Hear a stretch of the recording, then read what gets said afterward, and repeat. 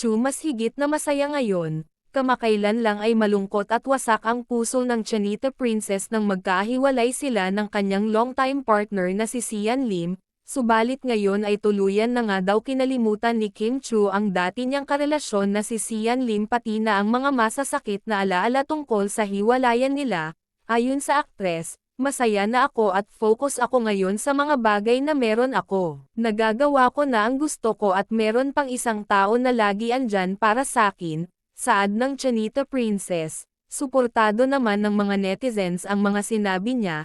Sabi pa ng mga netizens tama lang ang ginawa niya na kalimutan na si Sian Lim, at harapin na ang bagong buhay niya ngayon na wala ang aktor at isipin ay ang bagong nagpapakilig sa kanya na si Paolo Avellino.